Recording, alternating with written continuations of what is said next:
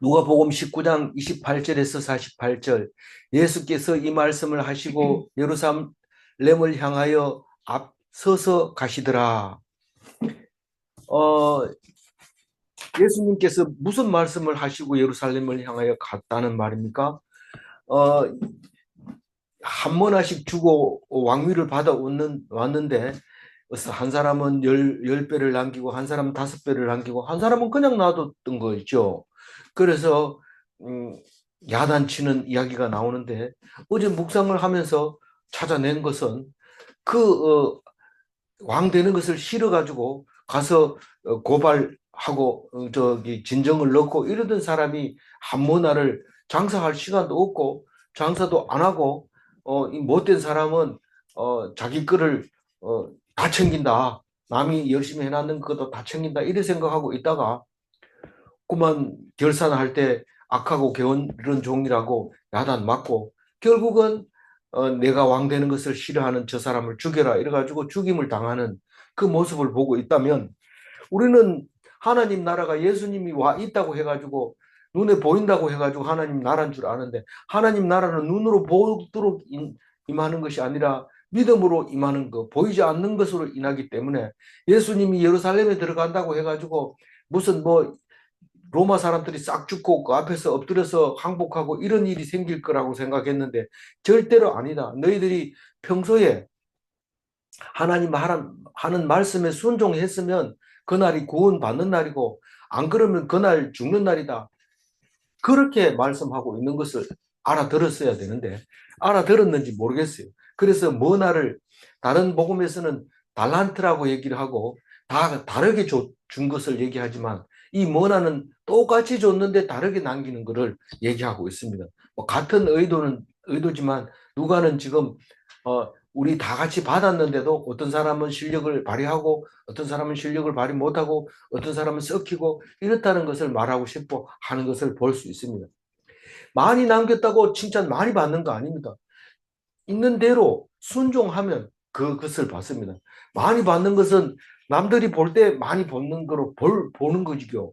그래서 그 상을 본다면 역시 세상 사람 눈을 의식하고 있다는 뜻을 기억해야 됩니다. 우리는 눈을 의식하는 것이 아니라 마음으로 하나님을 찾고 감사하고 기뻐함으로써 풍성한 삶을 사는 것을 남겼다고 얘기하면서 하나님은 그걸 작은 일이라고 얘기하면서 그것을 충성했는 사람은 상을 주겠다. 그 얘기를 하고 있는 거고, 그것을 순종하지 않았을 때 쫓겨나서 이를 갈고 있을 그 악한 게으른 종을 말하고 있는데, 불평하고, 불만하고, 불신하고, 그러니까 심판받을 때도 자기 말한 대로 불신하고 두려워하고 겁먹는 그대로 심판을 받아서 무서운 형벌을 받게 됩니다.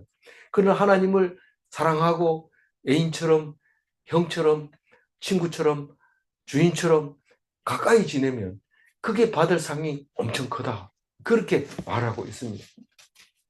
혹시라도 그 천국 가가지고 받을 상 그거 어디다 쓰나 이런 소리 하면 안 됩니다.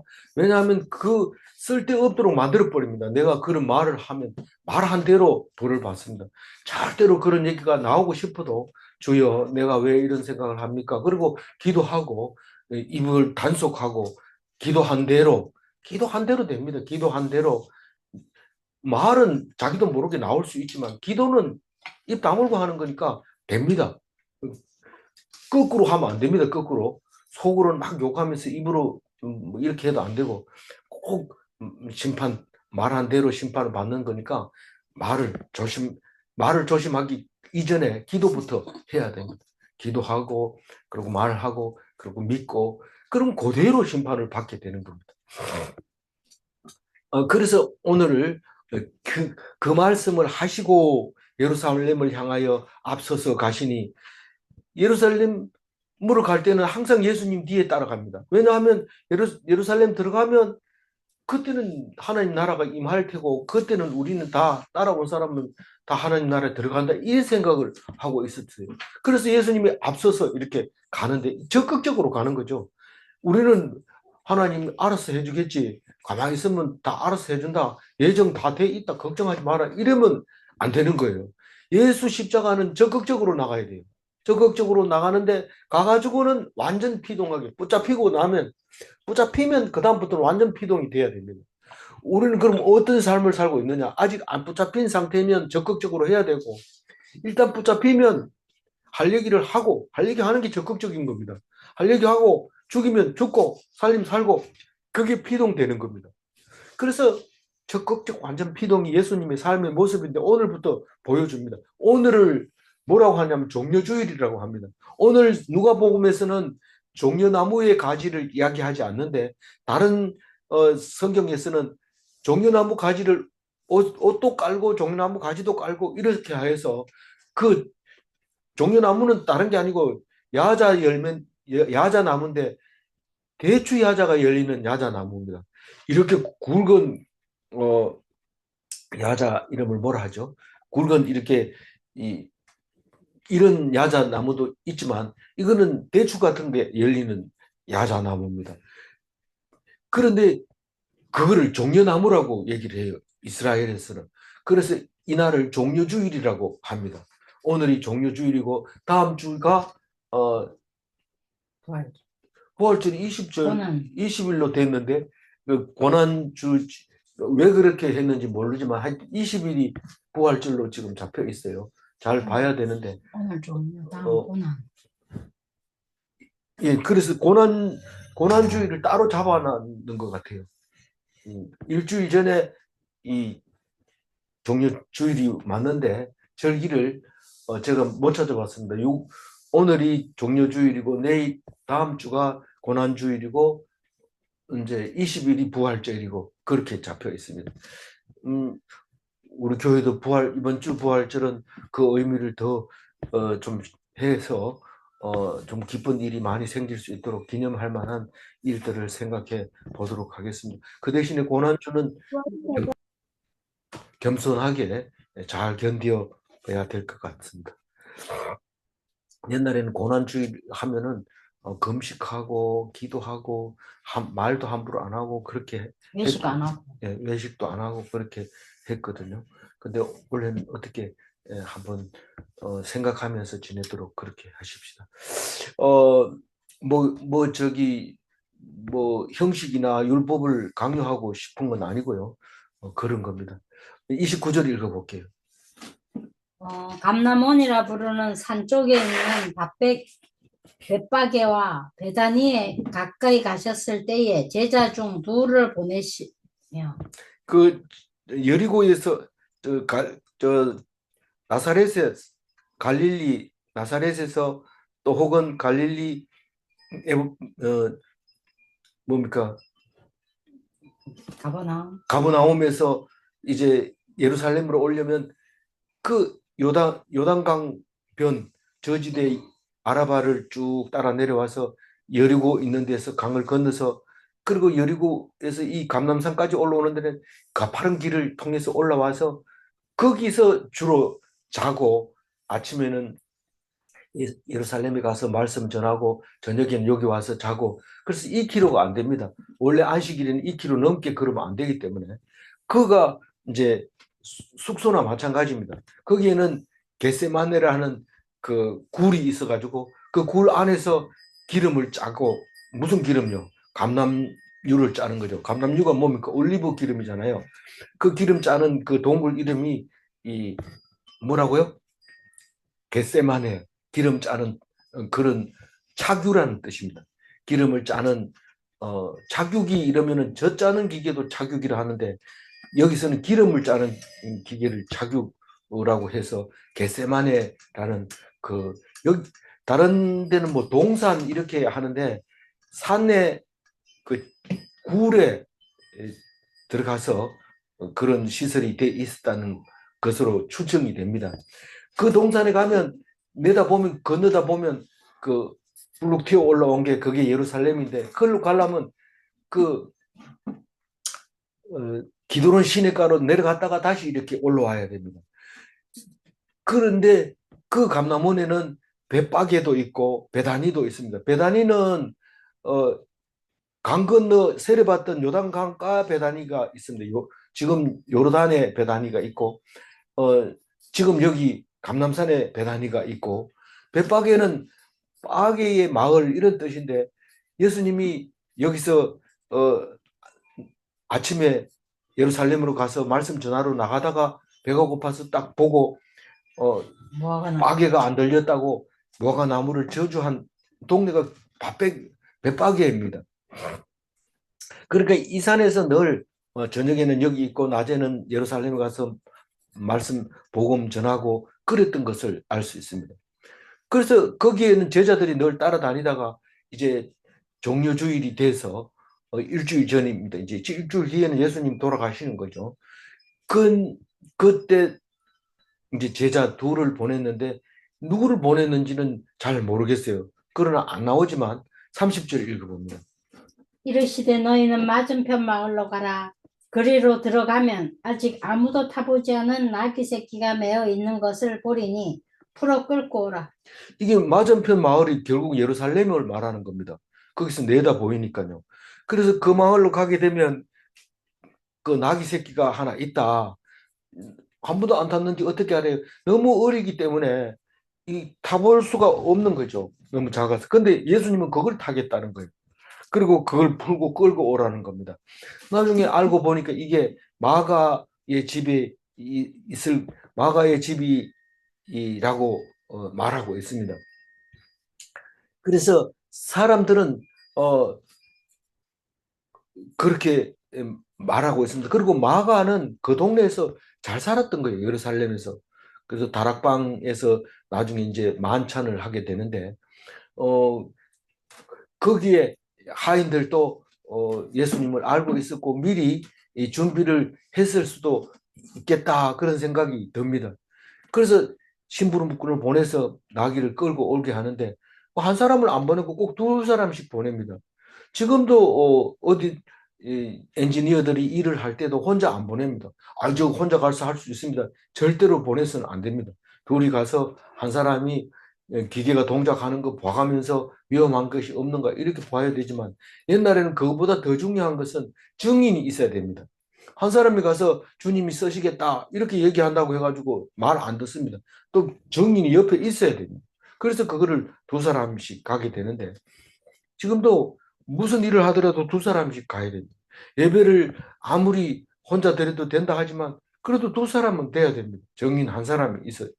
뭐 한 사람도 안 하겠다 이러면 예배는 예배가 아니죠. 그러나 한 사람만 더 있으면 그 두 사람만 되면 하나님이 그 예배를 받았습니다. 너희들이 내 이름으로 모이는 것에 두 사람이나 세 사람이나 모여도 내 이름으로 모이면 그게 내가 함께 하겠다. 그런 말씀을 하시는 것을 볼 수 있습니다. 31절. 네. 만일 누가 너희에게 어찌하여 푸느냐 묻거든 말하기를 주가 쓰시겠다 하라 하시매. 주가 쓰시겠다 하면 주라는 말을 자기 입으로 스스로 말하는 것은 이게 처음입니다. 예수님이. 다시 말해서 내가 너한테 설명을 안 하고 너희들도 딴 사람한테 설명을 안 하지만 그러나 내가 이제 주권적으로 권위를 가지고 하나님으로서 내가 말한다. 주가 그게 무슨 말을 알아듣든지 못 알아듣든지 내 말에 순종해라. 그래 이 두 사람이 가서 그대로 얘기를 합니다. 주가 쓰시겠다 이렇게 얘기하면 말을 안 합니다. 뭔지는 모르지만 그 위험이 그 속에 들어있는 겁니다. 전에도 제가 얘기를 했습니다만은 여호와의 정인이 이 주인이 수박밭에 있는데도 불구하고 길가에 가다 수박을 턱 보고는 이게 우리를 위해서 예비해 둔 거다 이러면서 들어가서 수박밭에 와서 수박을 따가지고 가는데 주인이 이래 보고 기가 막혀가지고 아무 말도 못하고 가만히 있었다는 겁니다. 이게 권위 같은 겁니다. 잘못 오해하면 그거 닮으면 안 됩니다. 그거를 그 사람들 그랬는데 나도 그래야지 이렇게 하면 안 되고 그 주인 이야기를 들어보니까 그렇더라는 거예요. 주인이 그렇게 말하면서 주인 앞에서 그걸 따가지고 나가는 걸 보고 가만히 있었다는 거예요. 말을 못 하겠더라는 거예요. 그만큼 힘이 있더라는 거예요. 여호와의 정인도 그런데 이 예수님이 보낸 두 제자가 말을 하는데 이 사람들은 만약에 몰랐다 하더라도 이 나귀를 뭐 어디다 쓰겠냐? 그리고 무슨 뜻이 있겠지? 그러면서 내주는 것을 볼 수 있습니다. 32절 읽어보면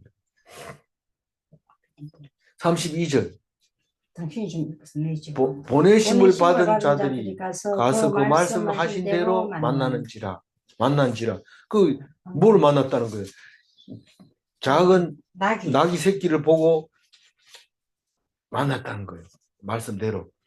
그러니까 33절 나귀 낙이 새끼를 새끼를 풀 풀 때에 때에 그 그 인자들이 인자들이 이르되 이르되 어찌하여 어찌하여 낙이 나귀 새끼를 새끼를 푸느냐. 푸느냐. 그렇게 물을 거다. 그러면 니도 그렇게 대답해라. 그래서 대답합니다. 34절. 대답하되 주께서 쓰시겠다 하고 그 그대로 왜 푸냐? 주님이 쓰신다.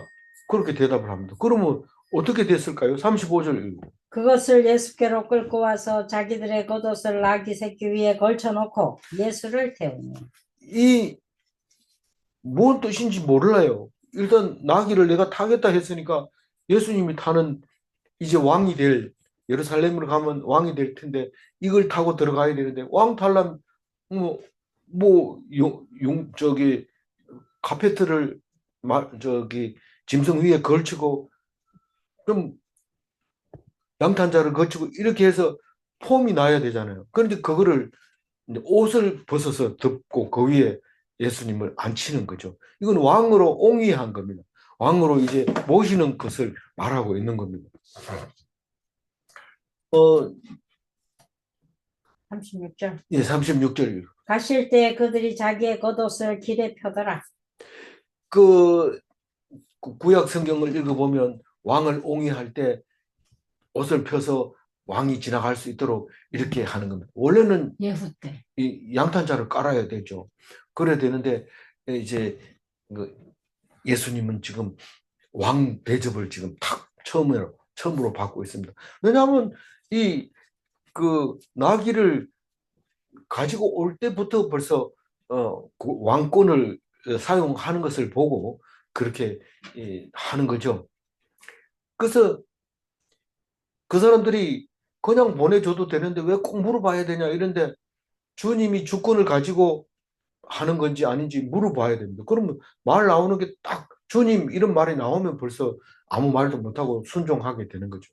우리가 성경을 보다가 주님의 이야기 이렇게 주자가 나오면 딱 정신을 차리고 말씀 듣고 순종을 해야 돼요. 뭐 그거를 분별력을 가지고 있어야 되는 거예요. 읽는 사람, 묵상하는 사람은 그걸 가지고 있어야 돼요. 이 37절 읽어야 되죠. 이미 감람산 내리막길에 가까이 오심에 제자의 온 무리가 자기들이 본 바 모든 능한 일로 인하여 기뻐하며 큰 소리로 하나님을 찬양하여 네, 이 그 스가랴서 학계 스가랴 말라기 이 스가랴는 말라기보다가 앞에 썼긴 했지만 마지막에 구약 성경의 마지막에 쓴 겁니다. 400년 뒤에 예수님이 옵니다. 그때 그런 얘기를 합니다. 스가랴서 9장 9절 시온에 따라 크게 기뻐할지어다 예루살렘에 따라 즐거이 부를지어다 보라 내 왕이 내게 임하시니 나니 그는 공의로우시며 구원을 베푸시며 겸손하여서 나귀를 타시니 나귀의 작은 것곧 나귀 새끼니라. 새끼를 타고 예루살렘으로 입성한다는 사실을 알고 예수님은 스가랴서 말씀을 이루시기 위해서 오늘 나귀 새끼를 가지고 옵니다.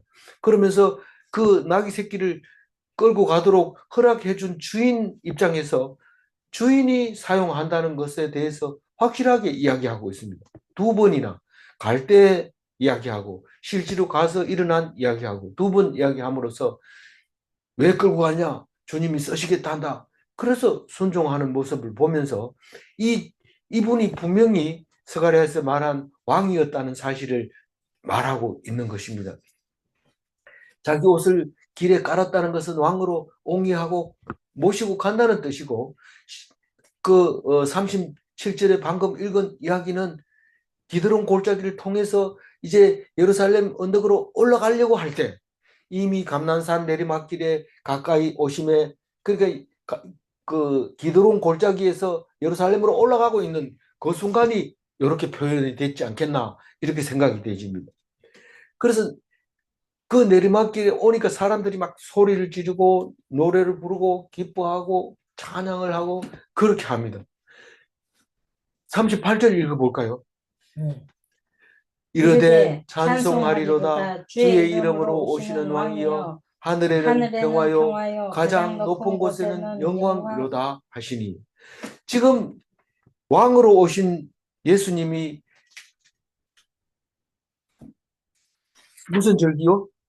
종려주의. 종려주일날 예루살렘으로 들어갈 때 이 소리를 하고 또 어떤 성경에서는 세례받고 물에서 올라올 때 하늘에는 평화요 가장 높은 곳에는 영광이로다 하고 어떤 성경에는 예수님이 태어날 때 유대인으로 왕으로 오실 때 이 소리를 하고 그러니까 예수님은 날 때부터 세례 받을 때부터 이제 종려주일 날 예루살렘으로 들어갈 때 똑같은 소리를 하고 있습니다. 하늘의 평화요 땅의 영광 가장 높은 곳의 영광이고 주의 이름으로 오시는 왕이라고 이야기를 합니다. 시편에 보면 그거를 이렇게 표현하고 있어요. 시편 118편 25절입니다. 여호와여 구하옵나니 이제 구원하소서. 여호와여 우리가 구하옵나니 이제 형통하소서. 여기서 구원하소서 이 말이 야샤나 이겁니다. 아람어로 야샤나 이 말인데 그걸 호산나로 그냥 이름을 불러버립니다. 오늘은 호산나라는 말을 안 하지만 호산나라고 부르면서 예수님을 환영했던 게 오늘 종려주일날 예루살렘에서 일어났던 일이죠. 그런데 이 말을 13장 35절에 미리 얘기합니다. 누가는 13장에서 얘기하고 오늘 우리는 18장을 읽고 있습니다. 13장에 어떻게 얘기를 하느냐 하면 읽어봅니다. 보라 너희 집이 황폐하여 버림바 되리라.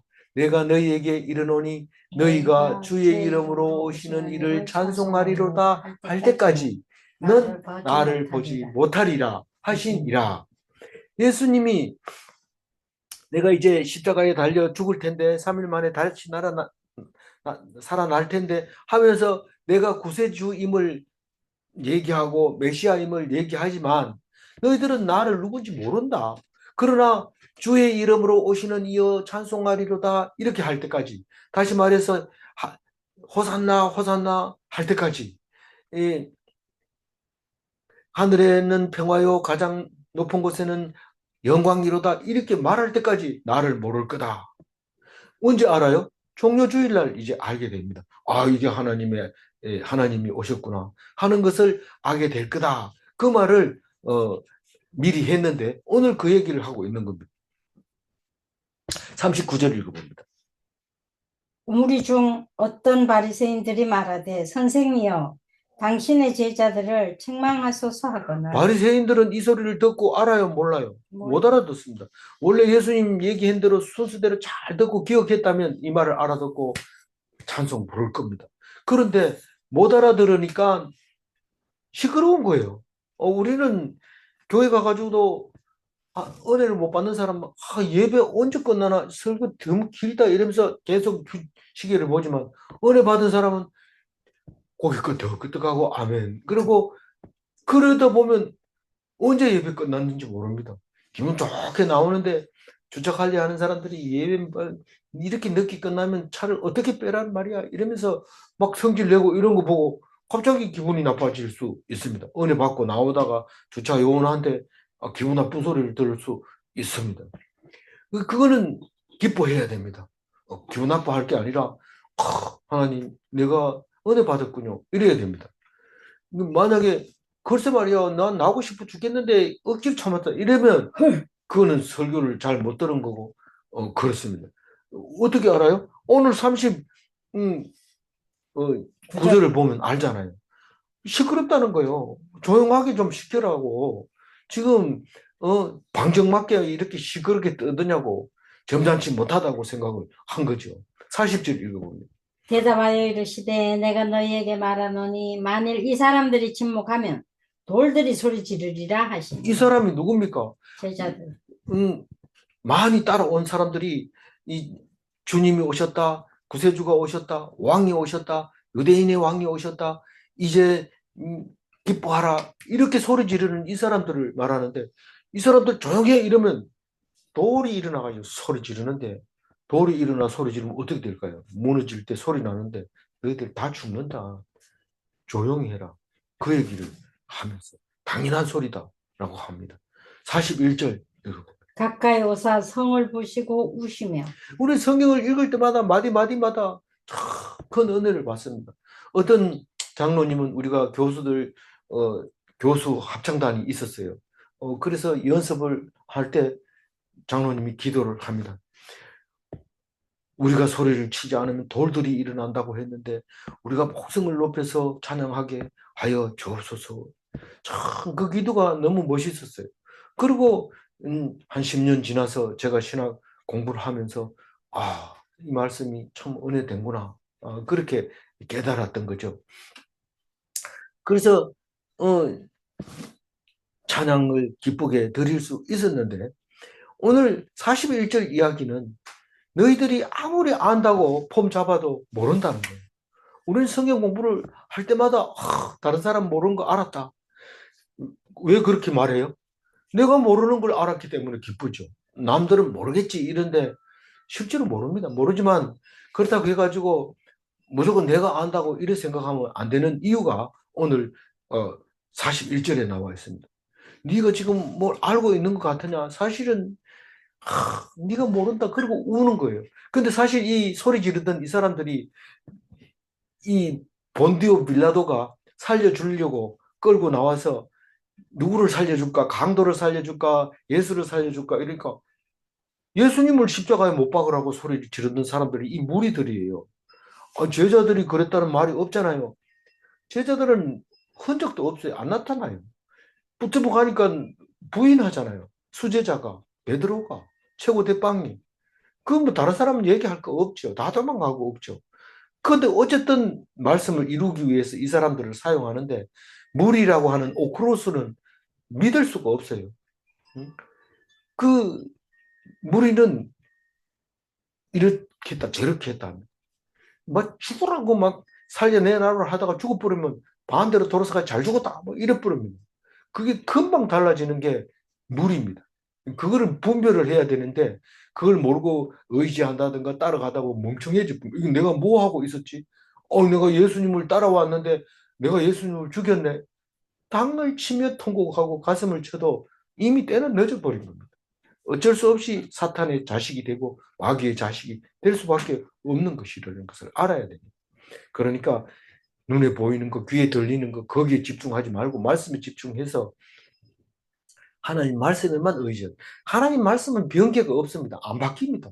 그 말씀만 잡고 있으면 부끄러움을 안 당합니다. 그런데 세상 의견을 듣고 다 이쪽으로 간다 하면서 다 그쪽으로 갔다가 바뀌면 제일 꼴찌 서서 슬퍼하며 이를 갈고 있을 수밖에 없는 그런 일이 생긴다는 것을 오늘 또 기억하시고 오늘 이야기 도중에 무슨 이야기가 나오거든 선별해서 들으시고 구별해서 말하시고 믿을 거를 믿으시기 바랍니다.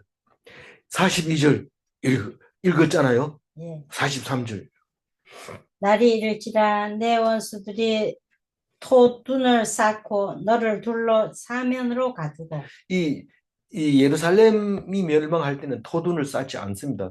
왜냐하면 성이 열려 있었기 때문에 더더구나 로마가 관장하고 있었기 때문에 그건 막을 길이 없습니다. 토두는 성문을 안 열어줄 때는 흙을 쌓아가지고 성보다 더 높이 쌓아가지고 성을 넘어가서 함락시키는 그거를 설명을 하고 있습니다. 이거는 구약 성경을 인용해 오면서 그걸 그대로 씁니다. 성은 함락될 것이다. 이 말이 43절 얘기입니다. 그러니까 왜 우셨냐고요? 이렇게 말하는데 지금 말하고 있어요. 지금 왜 울었는지 그 비밀을 지금 얘기하고 있는데 예루살렘 성에 의지하지 마라. 그리고 예루살렘을 성을 의지하면 어떻게 된다고요? 가슴을 치고 통곡할 일이 생긴다. 그러니까 그 예루살렘이 멸망하는 것 때문에 우는 게 아니라 멸망하는 것을 보고 우는 사람이 가슴 아파서 운다는 겁니다. 성 자체가 우는 게 아니고 몰라서 우는 그 사람의 마음을 예수님은 가슴 아프게 여기고 우는 겁니다. 그래서 성을 너도 오늘 평화에 관한 일을 이렇게 얘기하지만 성을 말하는 것이 아니라 내 말을 듣고 있는 너희들이 몰라서 고통스러워할 거다. 그 말입니다. 어떤 사람은 예루살렘 성을 지금 짓고 있는 헤롯 성전을 지을, 지을 때도 솔로몬 성전을 생각하며 그 솔로몬 성전 앞에 뭐가 있었어요? 스룹바벨 성전이 있었는데 스룹바벨 성전을 본 사람 중에서 솔로몬 성전을 본 사람은 그 두 개 다 본 사람은 그렇게 많지 않습니다.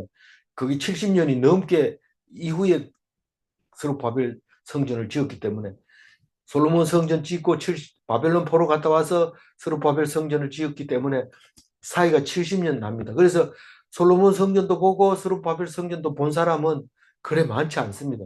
그러나 그걸 본 사람은 통곡을 하고 울었어요. 저걸 성이라고 짓는다 이러면서 울었어요. 왜냐하면 솔로몬 성전이 너무 컸기 때문에. 그런데 헤롯 성전은 엄청 크게 지었습니다. 400년 훨씬 뒤에 헤롯 성전을 짓잖아요. 그러면 그 헤롯 성전은 잘 지으려고 무척 애를 쓰지요. 쓰지만 그게 예수님이 오시기 전에 20년 전에 헤롯 성전을 짓기 시작해서 예수님이 돌아가시고 40년 있다가 멸망해 버립니다. 근데 다 완성하자마자 몇 년 안 돼서 바로 멸망해 버립니다. AD 70년에.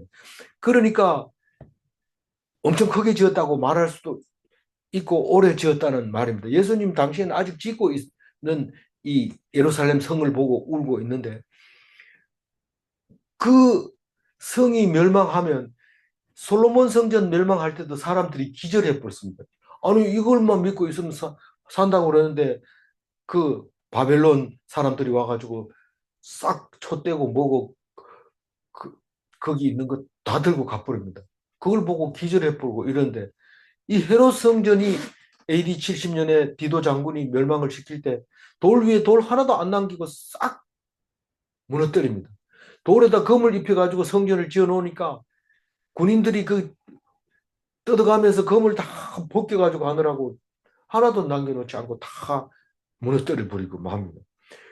그렇게 멸망을 할 때 사람들이 기절해 버립니다. 우리는 이 헤롯 성전 다 짓고 나면 이제 영원히 여기서 저거를 무너뜨릴 사람이 없을 거다. 그래 생각했는데 무너뜨리고. 그럼 다시 지으면 되지. 그 400년 지나면서 예수님이 오실 때까지는 짓고 있었지만 70년 지난 뒤에 디도 장군이 이 성전을 멸망시키고는 다시 못 짓습니다. AD 100년 좀 넘으니까 십자군 전쟁이 일어났잖아요. AD 100년쯤에 100년 아니고 1000년쯤에 십자군 전쟁이 일어났네요. 그때쯤에 천년 600년 때 이제 무슬림이 일어나서 십자군 전쟁과 같이 싸웁니다. 그 무슬림이 엄청 많이 죽었죠. 그 기독교는 많이 퍼져 있었고 그리고 그 무슬림하고 싸우고 이래가지고 결국은 예루살렘은 무슬림 손에 넘어가고 지금 있는 바위돔이라고 하는 음, 모스코 무슬림의 예배당이 크게 금으로 이렇게 예루살렘에 떡 자리 잡고 있고 위성에서 봐도 그 모스크는 보이죠. 뭐 이 감람산에서 보면 예루살렘이 어딘지 몰라 막 이렇게 둘러보다가 모스크가 보이면 저기 예루살렘이다 하는 걸 알게 됩니다. 그래서 이 얘기는 지금 예루살렘이 멸망하는 것에 대해서의 비밀은 그거는 모르는 거예요.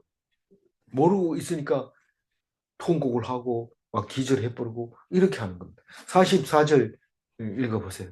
정신 차리고 읽으세요. 사모님 일어나세요. 정신 차리세요. 네. 네, 44절 읽어보세요. 또 너와 및 그 가운데 있는 내 자식들을 땅에 메어 치며 돌 하나도 돌 위에 남기지 아니하리니 이는 내가 보살핌 받는 날을 알지 못함을 인함이니라 하시니라. 모르니까 슬퍼지는 거예요. 당연히 그렇게 할 때 어떻게 해야 돼요? 그냥 빠져나와야 돼요. 나와야 돼요. 우리가 앞으로 될 일에 대해서 모를 때는 막 어떻게 바꿔보려고 막 마이크 잡고 떠들지만 일이 딱 결정이 나면 내가 몰라서 그랬구나. 딱 압니다. 그러면 돌아서는데 그것도 빨리 안 깨닫고 계속해서 밀고 나가면 하나님은, 예수님은 그걸 보고 우는 거죠. 그걸 좀 알아야지. 그 뭘 알지 못하는 것 때문에 네, 울고 있습니다. 그럼 뭔 말이에요, 이게? 예루살렘은 하나님이 말씀이 계시기 때문에 예루살렘, 예루살렘 했는데 이제는 그 말씀이 없어지고 난 다음에 그 말씀이 어디에 있는 거예요? 우리들의 마음속에 있는 거예요. 예수님의 말씀이 우리 속에 있는 거예요. 우리는 지금 성경을 읽고 있는데 이 성경이 예루살렘인 거예요. 그 예루살렘으로 배기 타고 가는 게 아니라 성경 말씀이 있는 게 예루살렘으로 돌아오는 겁니다. 말씀을 묵상하는 게 예루살렘입니다. 그래서 그 비밀을 아는 사람만 알아요. 지금도 이 글을 읽으면서 그렇게 알아듣는 사람이 그렇게 많지 않습니다. 예수님은 눈물을 흘리는데 우리는 눈물이는커녕 콧물도 안 흘리는. 그리고 이게 무슨 뜻인지 몰라요. 예루살렘은 이제 성경 말씀 속에 있다.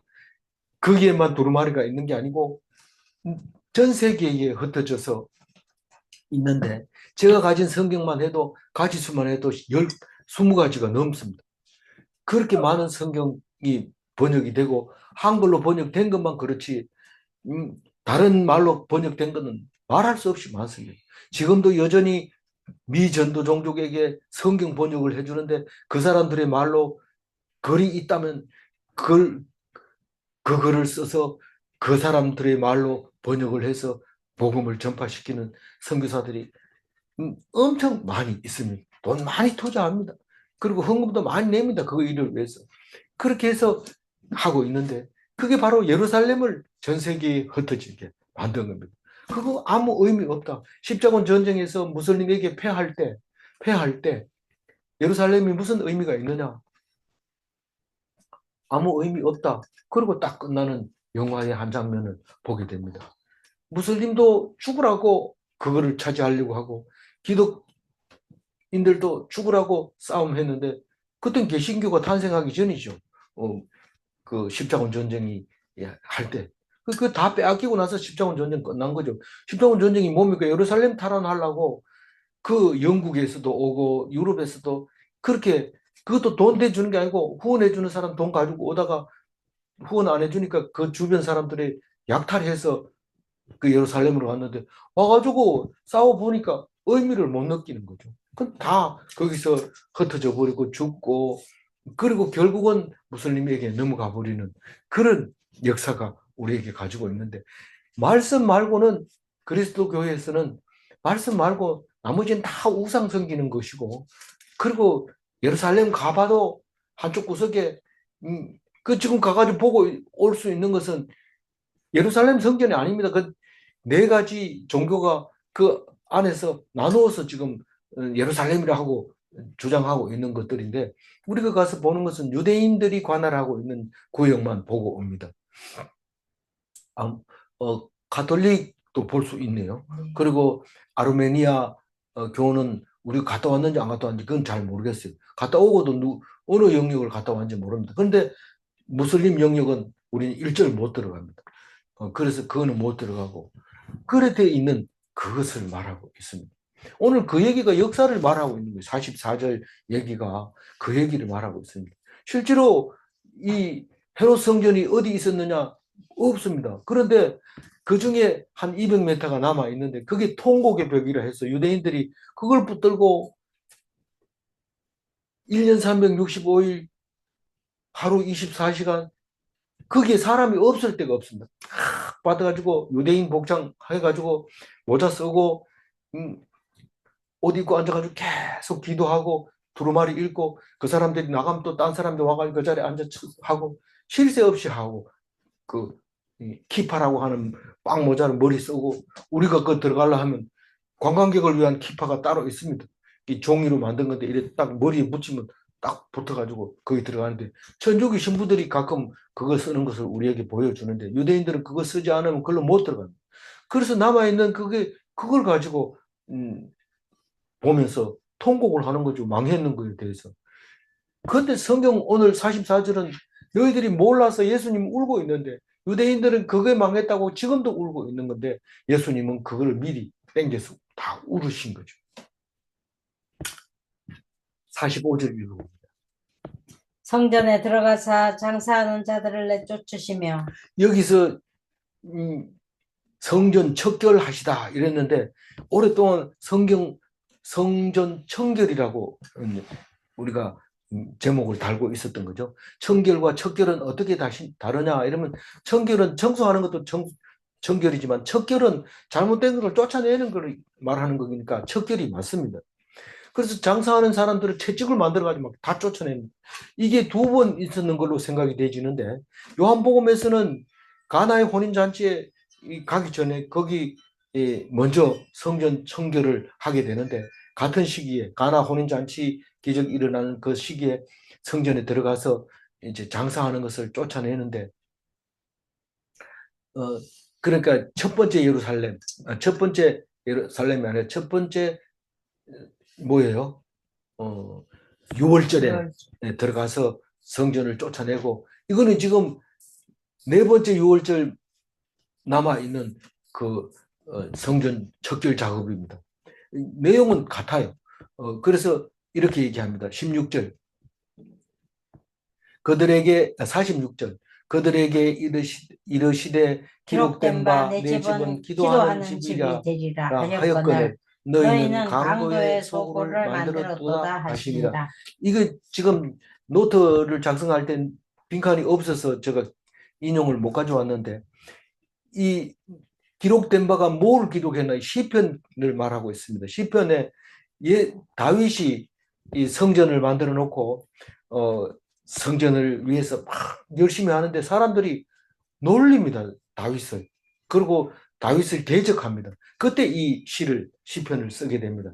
다윗의 시에 있는 건데. 그래서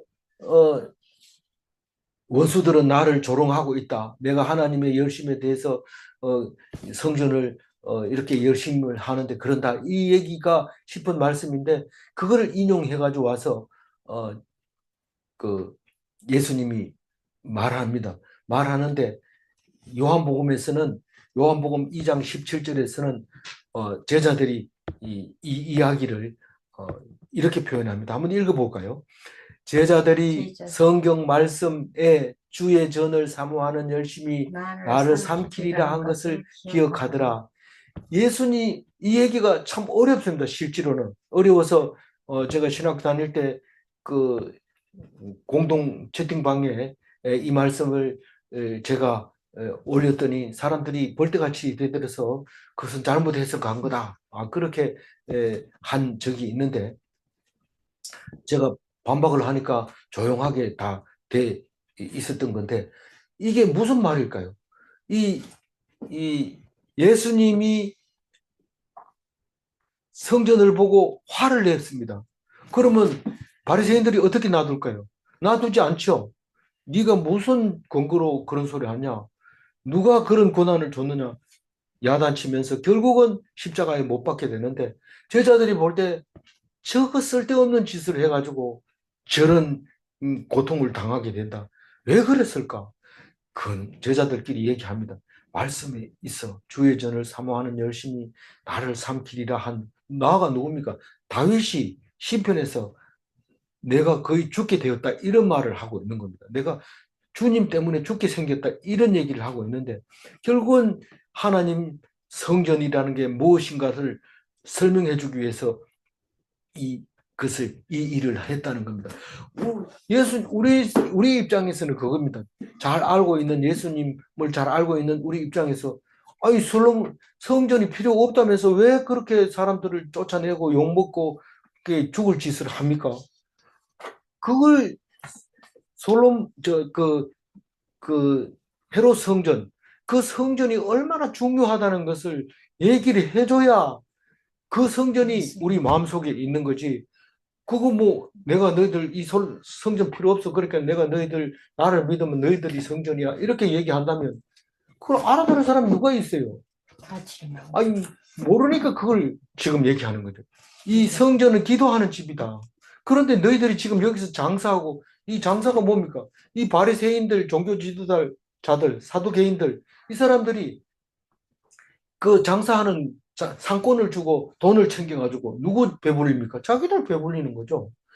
그런 그, 를 강도의 소굴이라고 얘기하면서 돈 바꾸는 건 들이 엎어 부르고 돈 왜 바꿔야 돼요?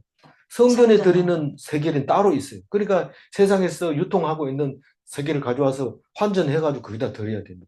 얼마나 절차합니까? 우리는 뭐 모릅니다. 헌금 들어오면 아 헌금 들어왔구나 이러고 이렇게 하지만 그 헌금 드리는 게 굉장히 법이 까다롭습니다. 지금은 뭐 온라인으로 들어갑니다.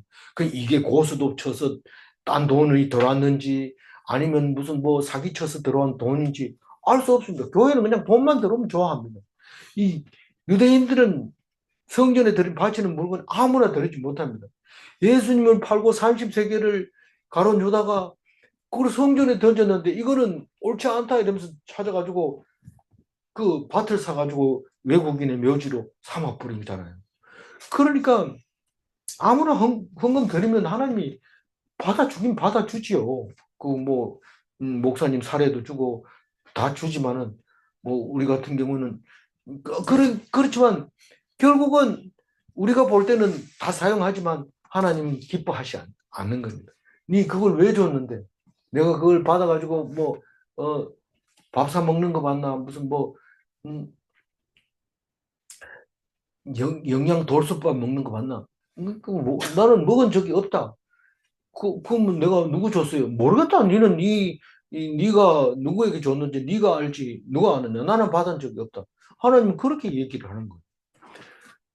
그러니까 그렇게 되는 거예요. 목사님. 네. 47절 읽어야 되죠. 예수께서 날마다 성전에서 가르치시니 대제사장들과 서기관들과 백성의 지도자들이 그를 죽이려고 꾀하되 며칠 동안요. 안식일 날, 다음 날, 주일날 했으니까 주일날 이렇게 청결을 했으니까 주일날 일, 월, 화, 수 4일 동안 그리고 목요일날 저녁에 붙잡히니까 5일까지 5일 동안 성전에서 말씀을 가르치고 그랬는데도 이렇게 그 청결을 작업을 하고 난 뒤에도 이 대제사장들이 서기관들이 이게 분명히 죽여버려야 될 사람인데 이걸 못 죽이고 있는 거예요. 왜 못 죽인다고 48절에 얘기합니다. 백성이 백성이 다 다 그에게 그에게 귀를 귀를 기울여 기울여 들으므로 들으므로 어찌할 어찌할 방도를 방도를 찾지 찾지 못하더라. 대제사장들과 서기관, 백성들의 지도자들은 누가 뽑은 겁니까? 백성들이 뽑습니다. 저 사람이 옳지 않습니다 이러면 내려와야 됩니다. 대표는 다 그렇습니다. 백성들이 내려와 이러면 내려와야 됩니다. 그런데 이 사람들은 누가 제일 겁납니까? 다른 사람은 아무도 겁 안 나는데 백성들이 소리 지를까 봐 제일 겁납니다. 그래서 이 사람을 죽이려고 하는데 사람들이 전부 예수님의 말씀에 귀 기울이고 있으니까 죽이지를 못합니다. 5일 동안. 그래서 결국은 예수님이 내가 공중권세 잡은 자들에게 잠시 고난을 주겠다. 그게 요한계시록 보면 사탄이 잠시 동안 고난을 얻어서 활동하는 게 나옵니다. 그게 24시간이 안 됩니다. 목요일날 저녁 붙잡혀서 금요일날 저녁에 돌아가시니까 권세가 다 공중권세 잡은 자에게 24시간 붙잡혀 있던 거고 그리고 3일 만에 다시 살아나는 건데 우리가 예수님을 닮으면 뭐를 제일 많이 닮겠습니까? 사탄을 다스리는 그걸 닮아야 되는데 이 병마에 붙잡혀 다니는 사람은 의사가 오라 하면 가야 됩니다. 안 그러면 죽으니까요. 가고. 그래서 그 병마에 시달리게 오래 걸리면 예수님 안 닮은 겁니다. 그럼 어떻게 하냐? 아프다는데 나도 몰라요. 어떤 건지 모르지만 어쨌든 병마든지 귀신이든지 아니면 무슨 뭐든지 간에 그 사탄에 의해서 내가 하고 싶은 일을 못하고 엉뚱한 일을 자꾸 하게 끌려다니면 그것은 내 권한을 사탄에게 넘겨준 겁니다. 그렇게 길게 가면 안 됩니다. 적어도 잠시 사탄에게 내어줄 때는 그 기간이 24시간, 우리가 생각하는 24시간은 아닌 거는 아닙니다. 그러니까 어떤 사람은 뭐 1년, 어떤 사람은 5년, 그, 이건희 같은 경우에는 뭐 몇십 년 되죠. 그래서 길게 사탄에게 매여 있는 경우도 있습니다. 근데 그거는 뭐 우리가 어떻게 할 수 없습니다. 그러나 예수님은 분명히 24시간 안에 사탄에게 내주고 이 세상에서 끝나고 3일 만에 다시 살아나셨습니다. 어, 그, 그, 그래서 오늘 그 41절 읽고 마무리할게요. 가까이 오사 성을 보시고 우시며, 예수님이 성을 보고 울은 얘기가 기억납니까? 왜 울었다고요? 우리가 모르고 통곡하고 괴로워하기 때문에 우신 겁니다. 우리는 모르고 그렇게 고통스럽게 살아가면, 고통스러워하면 하나님이 울고 계셔요. 내 눈에 숨겨졌기 때문에. 예, 내가 너희를 그보다 더 좋은 거, 빼앗아 갈 수 없는 예루살렘, 뺏길 수 없는 예루살렘이 너 속에 간직하려고 내가 이 숨겨놓고 예루살렘을 멸망시켜도 너희들은 걱정하지 마라. 그런 말을 하고 싶은데 모르니까 그렇게 울고 그럴 수밖에 없습니다. 그 얘기를 하는 건데, 하나님이 숨겨놓은 비밀은 축복과 은혜입니다. 우리는 예루살렘이 멸망 안 했으면 우리는 지금도 예루살렘으로 가야 됩니다. 무슬림처럼 거기 가는데 갔다 오면은 계급장 달아서 온 동네에서 성인으로 추앙받고 그렇게 할 겁니다. 그래서 성지순례의 국이라고 하는 큰 나라에 정치하는 사람들이 있는 것처럼, 종교국이 있는 것처럼 그렇게 할 겁니다. 그러나 우리는 아무도 없어도 내 속에 하나님을 모실 수 있는 겁니다. 그 다음에 비밀을 아는 자는 기뻐하고 감사하며 기도합니다. 우리가 그 생각만 해도, 예루살렘에 안 가도 내가 예루살렘이다 하는 그 생각만 해도 감사하고 기뻐하고 그렇게 기도하게 되는 것이죠. 내가 성전이라 하면서 기도 안 하면 그건 안 됩니다. 꼭 기도를 해야 됩니다. 질문합니다. 네, 잘 들으셔야 대답이 됩니다. 하나님이 숨겨놓은 비밀은 택한 자를 위한 것인가? 아멘. 하나님이 택한 자는 비밀을 아는 자인가? 아멘. 예, 그렇습니다. 기도하겠습니다. 하나님 감사합니다. 예수님이 예루살렘에 오셔서 울 때에 우리는 그 비밀을 알아야 되는데 30년 동안 혹은 40년 동안 혹은 50년 동안 예수를 믿어도 그 비밀을 알지 못하고 읽기는 여러 번 읽어도 알지 못했을 때가 많이 있었습니다. 그러나 이제 알게 된 지금 기뻐하고 감사하며 기도하게 하여 주옵소서. 우리가 예루살렘에 가서 엄숙히 기도하는 것, 그러나 그보다 더 좋은 것이, 기쁜 것이 말씀을 가지고 깊이 감사하고 기뻐하는 것이 더 크다. 네가 작은 일에 충성했다. 그런 말을 하시는 것을 믿습니다. 그래서 예수님 오신 날 칭찬받고 구원받는 날이라는 것을 알고 예수님 오세요, 어서 오세요 기다리는 그리스도인이 되게 하여 주옵소서. 오직 주님만 의지하고 오늘도 주님을 영화롭게 하며 오늘 종료주일날을 생각하는 한 주가 되게 하여 주옵소서. 감사드리옵고 우리 주 예수 그리스도 이름으로 기도 올리옵나이다. 아멘. 네.